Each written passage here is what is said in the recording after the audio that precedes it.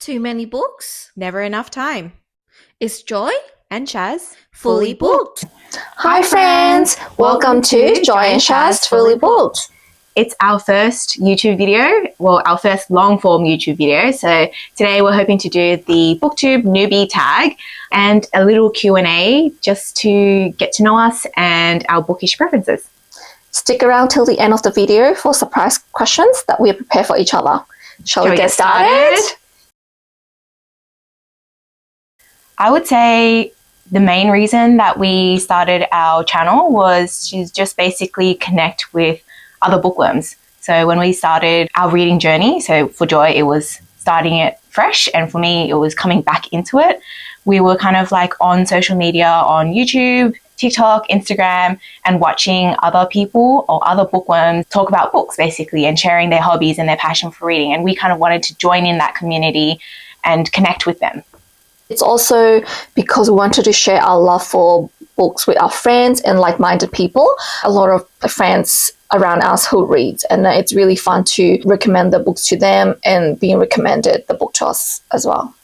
Actually, I just remembered, coming off of that point that Joy talked about, last weekend a friend had commented on our channel and was talking about like how he was getting some recommendations from some of our shorts that we had released already. So I think that was really endearing and really heartwarming to have happen to us.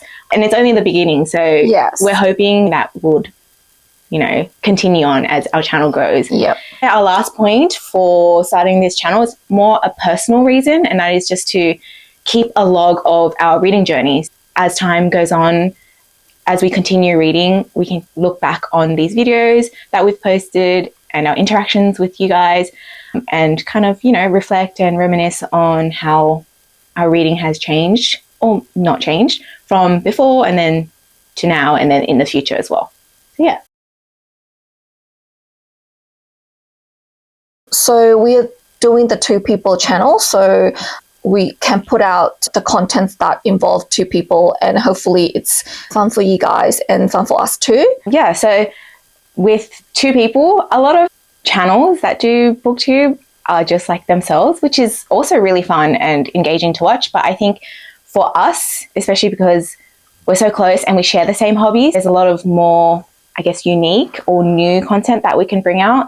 Like we can do challenges that involve two people. We can do like comparisons with Joy's reading, my reading, just a lot of things that aren't that seen in the book community at the moment in social media. Look forward to specific content that I feel like only two people can do. Yeah, I think that's definitely something fun and unique that we can bring to BookTube.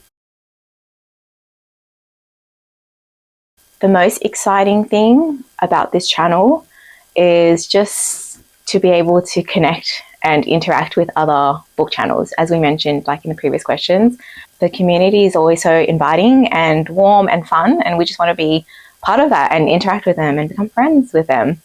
And also helping to grow our audience, and hopefully one day we can be ARC readers. And when other book counts have like ARCs copies, they're really, really good. And then we were like, oh, so jealous. Yeah, that's definitely a long-term thing. Yep.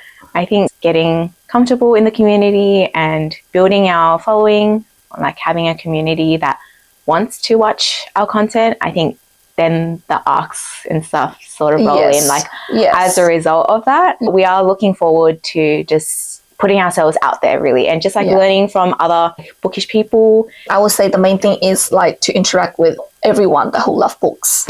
Yeah, we love to yap about books. Yeah, so just anything that involves yapping about books, put in the comments, we'll yap back. Yep.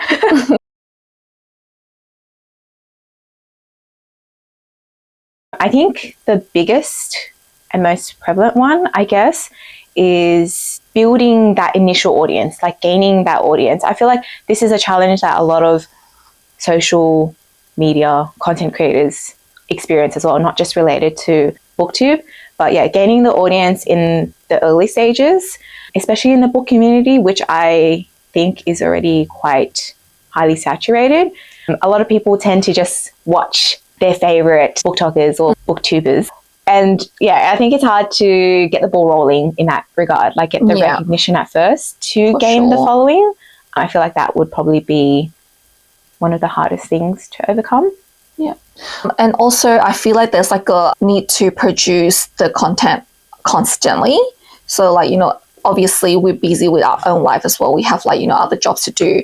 And then it would be, you know, very hard to put out content very consistently because we need to like read a lot of books in a short amount of times. Yeah, especially in the book community, your entire channel focuses around the books that you have read. So whether you have read it so that you can recommend it or talk about your review of it, and even upcoming releases, you have to kind of be in the scene constantly. So if you're even behind a little bit on your reading, you might fall behind on the new trends or like new book releases coming out. And if you don't read, then it's harder to create content because there's nothing you can really talk about. Especially like the books are literally coming out every month, every day. So yeah. There's also the issue of space, obviously. With books, it's like a collecting hobby as well. Like it's definitely a reading hobby, but it's also a collecting hobby because you get like physical books like on the shelves you can see. It's just a matter of like when you get books that you want to read or have read, you need to consider where are you going to store these books. Obviously at the moment, this is my main shelf that's behind Joy at the moment. So I had to consider what books I want to get and add to my collection because I don't have that much space. Space is definitely something that you have to consider as well. Yeah. Also, another thing that I notice with other booktubers or book talkers is that like they read multiple series at the same time. So they will just read like first book of each series and they will come back the second book. But for both of us, we're not that type of readers. If we commit to the one series, we are going to finish it. We're going to read back to back. So it will be very difficult. And this is also part of our concern. Yeah, definitely. Honestly, I don't know how I would do it because, like as Joy said, when I start a series, I want to remain in that world until I finish. Yes, basically. Me too.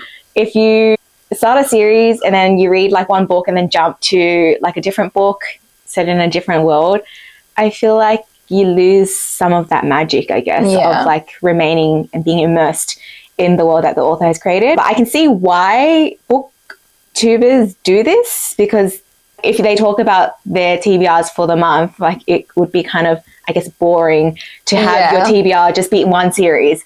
So I understand the need to do that. It's just, I think that will be a challenge for us to overcome for sure. Yeah. I am actually a new reader. I started not long ago in 2025. I started in February. So it's hard to say like when did you start reading because I've been reading for as long as I can remember, really. Like since childhood, like I remember getting books as Christmas presents. I'm reading challenges back in primary school. I have been reading, for as long as I remember. There's no exact date. Because I've always been into reading, I don't know if I can pinpoint exactly what book or series that got me into reading, but I do remember back in primary school, I had an obsession with Rainbow Magic, like the series Rainbow Magic. So they would come in like individual box sets, like 7 books in one box set. And then all the fairies would be like a particular theme, so like the colors of the rainbow or days of the week or something like that. And it would always follow the 2 main girls and then they kind of like interact with fairies in all the books. So I really loved those. I think that also sparked my book collecting addiction. I tried to collect every set and then I tried to like lay out all the books because I was obsessed with them. But anyway, that was something I vividly remember, like as a series that I was really interested in. And then sometime in high school, I had like this big bookworm phase that started obviously with the Twilight Saga. I was really into YA fantasy sort of things, like a lot of vampires, werewolves, angels and demons especially. I was obsessed with angels. So that was in high school. That kind of like got that phase rolling. And then I had a little stop of reading. And then most recently, ACOTAR kind of got me into that because it was mostly nostalgic. Like reading ACOTAR gave me nostalgia of the high school days. So lots of phases. For me, before this year, to be honest, like I never read anything. I wouldn't say I never read a book. I would buy it and I would try to read it and I would just DMF it like after like 100 pages or something. I just don't care enough and no patience to read. But then this year, one of my friends, actually one of our friends recommended Never Lie by Freda McFadden.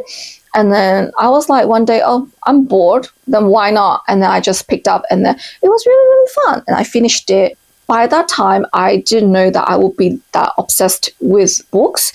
After that, Sharon and I picked up Akuta together.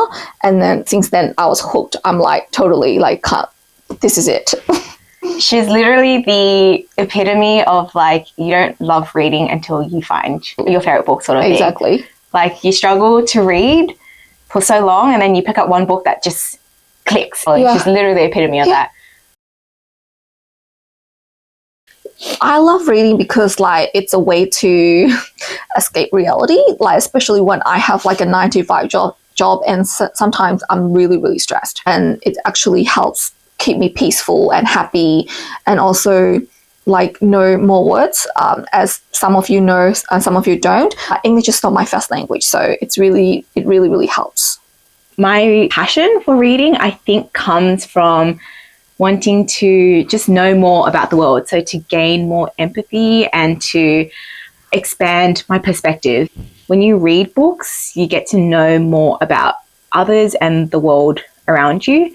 So I think I love reading because I get to experience things I might not experience in my real life. So I might not get to go to all these places and meet all these people, but through reading, I can get that perspective as well. I agree with that as well. Yeah, like you get to know more about others. Like you might not think that you'll ever come across this particular person with this particular personality, but then when you read about them in books, you get to understand them a little bit more. And I think that just makes us or readers overall really empathetic. And that's what I love about reading. And one more thing for me as well is that it's really, really fun to live in the world that author created, and in a way I created for myself as well, that, you know, no one else can experience. Yeah, it's like a safe space almost. Yeah. Like when you open up a book, you travel to that space. Yeah. Usually everywhere, but mostly at home in my reading room or sometimes on the train when I go to work. For me, it's also anywhere. When I'm at home, it's mostly in bed. My reading nook here behind us, or like on the couch. When I'm out, like in the car, if I don't get nauseous. But yeah, it's a constant thing. Yeah. Like anywhere. Yeah, every time Everywhere. you're free. Every time you're free, every time you're 5 minutes. Yeah. Because I'm a new reader, I'm still exploring the genre, I would say. But so far, I think I really like to read fantasy, romance, romantasy, especially the ones that makes me very emotional. I like a good cry. Like a good cry because it's sad or anything, as long as it makes me feel emotional. Why not? Valid. For me, I feel like this is a hard question, only because I have been reading for a while.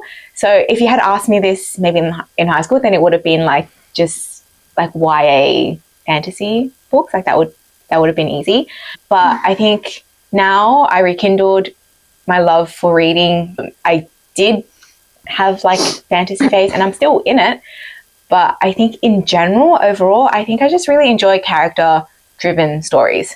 I don't mind if nothing much happens plot-wise. I just like having a character and then really deep diving into them. Like, you know, how they might have grown over time, or like what has, you know, just very character-driven rather than genre-focused. So, yeah, I think that's my answer. I have 3 bookshelves at home, and to be honest, I just started reading and I shouldn't be committing that big of a home library, but I did it anyway. And I will put a photo here for you guys to see. Yeah, her home library is like literally floor to ceiling, like 3 bookshelves. Wall to wall. Yeah. Like it's huge. And then before that was built, when you look at all her books, it's like, wow, so many books. And then when we built it and put it on there, it made it look like the collection was smaller because of how big the space was. Yeah. So she's got lots of space. Yeah, but don't be fooled by that because I have lots of books.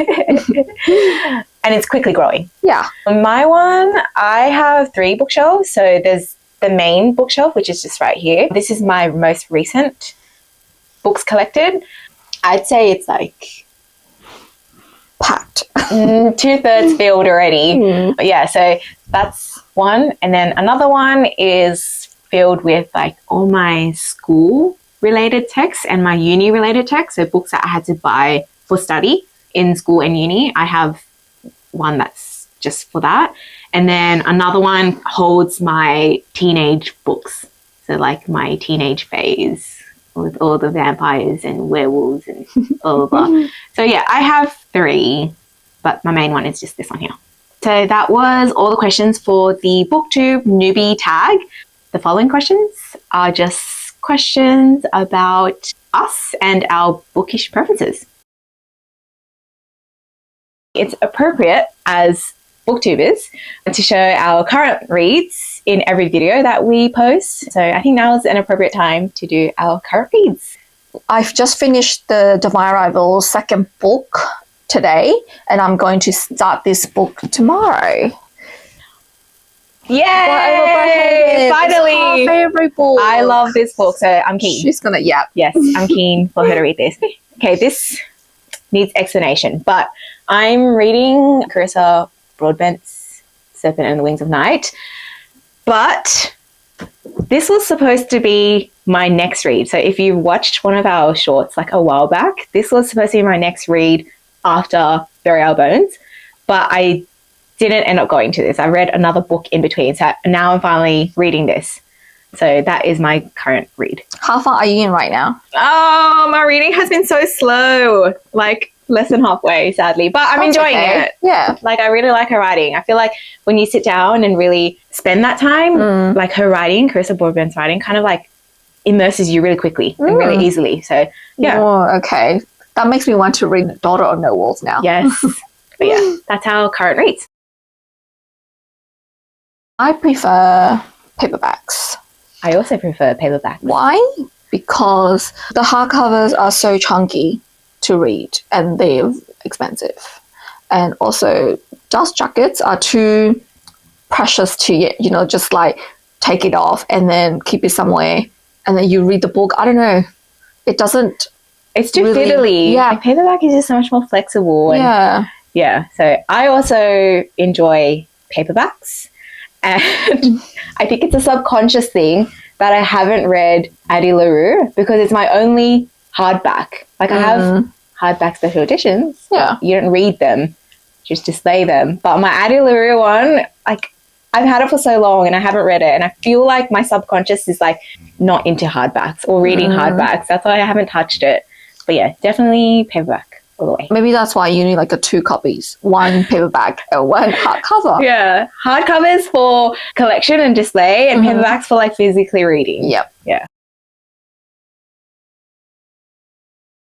I like to read from third person POV and multiple POV. I can't really explain why, but my brain just agree with it. Yes, I also agree with that. I also like third person POV, and I like a dual or multi POV as well. I think with third person POV, you kind of get to see like the bigger picture of what's happening. I feel like first person has its place as well, but third person seems more, it covers more. Like, you know what the character's doing and also what's happening around them. Whereas first person, it's kind of like you only know what the character knows, kind of. Yeah. Yeah. So, and multi-POV is usually good for fantasy, I'd say. Like, some books don't need multi or dual POVs, but yeah, fantasy, I do like reading more than one perspective as well, especially if like lots is happening. Yeah. Or like if a lot of things are happening around the place, you switch and then you kind of like get to know a bit about everything. Yeah. I used to like standalones because they are nice and short. But nowadays I prefer series because, you know, I want to like really immerse in the world. Do you have like a preference with how short or long your preferred series are? As long as possible. I actually like don't mind anymore. Before I'm like, oh, maybe duology or trilogy. But nowadays, even if it's 10 books, I'll read it. Agree. I was a series person before, but only recently I've been more into reading standalones. I think there's a beauty in an author writing a standalone and having it like established and then completed within one book. I think there's a skill in that as well. But yeah, with series, I used to think like trilogy would be good. But the more I read, I feel like give me long series. Like it might be a hot take. I feel like it might be a hot take. Yeah. But we like long series. Like you just want to spend as long as possible in the world. And when it finishes, we will cry. it's like more impactful. And I think it also gives the author a lot of time to establish the world more as well. Yeah. Like, more details. Yeah. Yeah. Honestly, I haven't reread any of the books that I've read already. But if I have to pick now, probably Boys of Tom and series. All of them. Every single book, I will reread them. You read it like recently as I know, but I will reread it like right now. Damn. It's so good. For me, I have one from childhood, which is called 11th Birthday. So this book. What is it about? It's just about like two kids that are celebrating their 11th birthday. So they've always celebrated their birthdays together, like every year. And then I can't remember now, but this birthday they didn't celebrate it together. So it kind of like explores their friendship. That's a book that I always reread when I was younger. And then now I haven't reread any recently, but I would say I would be interested in rereading Burial Bones because that's the kind of book where when I finished it, the characters stayed in my mind for a long time after. Like I kept thinking about the characters. So I think I'd want to reread that. And also I read A Man Called Ove by Richard Batten. I think that would be something I would enjoy rereading as well. I think on average for me it's about 8. For a really good reading month I can do 10 or 11, but yeah, on average around 8. For me, it's around 6 every month, but on a good month, I will do like 8 to 9. Yeah. I feel like this month might be less for me. I'm already behind schedule, I guess you could say. So, it's also because we started recording and filming a lot of content lately, so and also doing the editing, so we just like get busier. Yeah, that's true as well. We've got a whole list that we have compiled on our phones, so we're going to have to read out the list. So Joy can go first. Yeah, okay. So Mist and Fury, Winds and Ruin, and Silver Flames, and Binding 13, Keeping 13, Saving 6, Redeeming 6, Releasing 10, Play the Prisoner series, Gold and Goldfinch, and recently Divine Rivals. Yeah. For me, it was Assassin's Blade, Empire Storms, Kingdom of Ash, Redeeming 6, Sword of Kaigen, Fourth Wing, Iron Flame, Onyx Storm, and then I think I also cried in Daisy Hates the Great Undoing. So there's that. There's a lot of other books that I teared up, but these ones is the ones where I actually was like crying. Like tears were leaking down my face. Yes. We are just emotional people in general. Yeah. Okay, we just thought this was a fun, cute thing to do, but it's show your bookmarks. I'll go first. Joy, go first. I am currently using the page from Bunnings. I just found it at home the other day and I'm like, this is cute. Why not? So, yeah, I'm using this now. But she's got like a bunch of them. Like all different colors. So, I can match with like my book covers. Why not? This is my main bookmark. It's just has my initials on it. And then these flowers, actually, my partner had painted them. So it's like watercolor painted. And then he just got them like photocopied onto the bookmark. And then on the back side, I don't know if it's going to focus. Anyway, I'll read it out to you. It says, "The world was hers for the reading." So that's just a quote on there. That's my main bookmark. And then I've got like a collection of all these bookmarks in like a little jar that Nikki made for me. Yeah. Most of them are from Book Depository though. Yes, but just miscellaneous bookmarks here. That was it for our bookish preference. We're gonna do separate questions for each other. Yay! My question for you is simple. How do you like decide on which books to read? Like as in like what books that you're gonna be interested and then you will be buying? Okay. My answer to that, I have one main reason, and that's via like recommendations from booktubers that I watch, mainly Jamie and Freya. Yeah, I trust them. So I always watch their videos. Yeah, I like them as well. Yeah, so I listen to what they say about series, and then if one of the books interests me, then I kind of just add it to my list. A lot of recommendations, I'd say, influences what I choose. Otherwise, when I go to bookstores and then I just browse and see something that catches my eye, like appearance-wise, like covers or blurbs, I also add that. But I tend to like double-check online as well to see if it's worth purchasing. Sometimes, for books where you just find in the bookstore, it sounds good on the outside and it looks good on the outside, but sometimes it's not worth it. So I feel like I'm quite picky, I guess, in that regard. And also, the reason why I am picky is because I calculated how many books I could read in my lifetime. Like if I continued on this schedule, like let's say I average about 8 books a month. Mm-hmm. If I continued 8 books a month from now until, and I predicted the age of 80, it's around 4,000 to 5,000 books. And it seems like a lot, right? 4,000 to 5,000 books seems like a lot. But if you consider it in the world, how many books there are, it's a tiny fraction. Yeah. So because of that, after I calculated that, I just became more, I guess, wary and conscious of the books that I choose to read. Yeah. If that makes sense. Yeah. See, that's the difference between you and I, because I would just like buy anything. Like I was like scroll my reels on TikTok and I see like this cover for like 1 second and I'm like, okay, I'm buying this. I'm in. Let's do it. You should calculate how many books. And then that makes you more like, you know, I only have this lifetime to read and consume books. Yeah, no, it makes sense. Yeah, but also at the same time, like life's too short to like be this picky. But yeah. I mean, that's why it's interesting to have two of us. Like we're completely two different like sorts of readers. But yeah.